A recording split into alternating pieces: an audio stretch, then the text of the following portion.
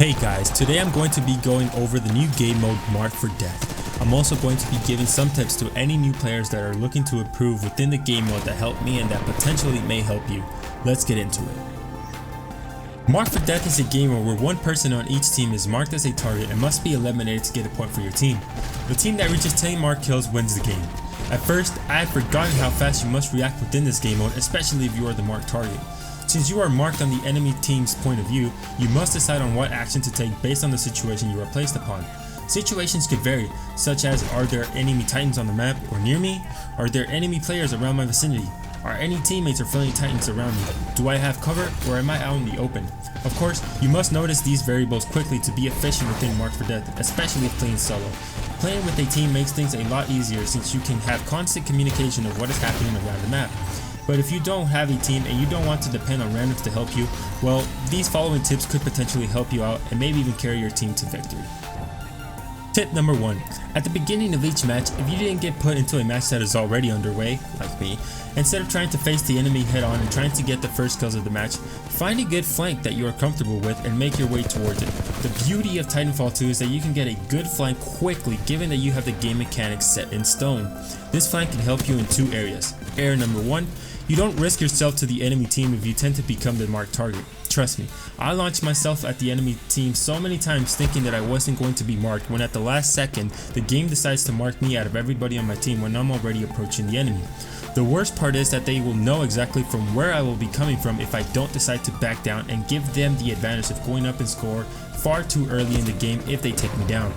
It would just be a dumb play on my part and not be beneficial to my team. Area number 2. By flanking the enemy team at the start of the match, you could get the possibility of killing off the enemy push at the beginning of the match that could open the opportunity for your team to go for the enemy marked target and go up and score early in the match. Tip number 2. Carry a Titan weapon. Titans are a very strong asset within this game mode, especially on opening up opportunities against the enemy team and vice versa.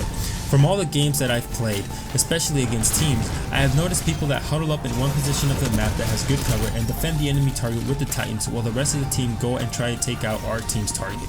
Since the enemy teams are stacked up, it makes sense to use an AT weapon that can damage multiple Titans at once.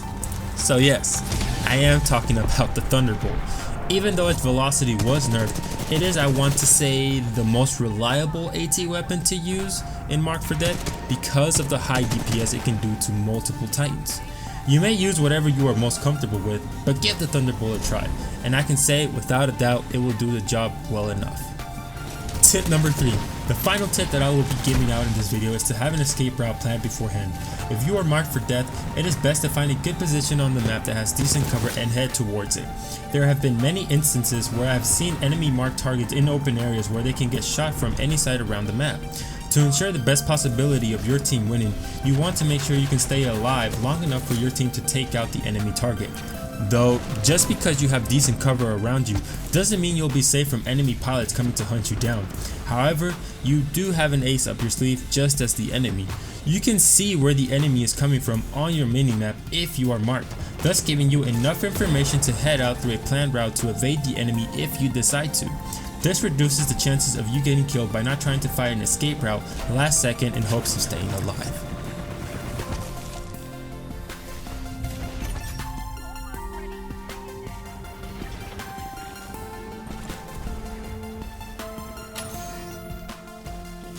By keeping these tips in mind and practicing them in-game as much as I can, it has helped me in either getting more kills throughout the game, killing more enemy marked targets, and or staying alive longer as a marked target. If you want to be a better pilot within Marked for Death, then these tips are for you. If you guys want more tips that could help you out even more, then be sure to leave a like on this video to let me know. With all that being said, Marked for Death is a very intense and adrenaline-filling game mode packed with lots of fun, so be sure to check it out. If you guys enjoyed this video, then be sure to subscribe for more. And until next time, pilots, have a fantastic day, and I'll continue to see you on the frontier.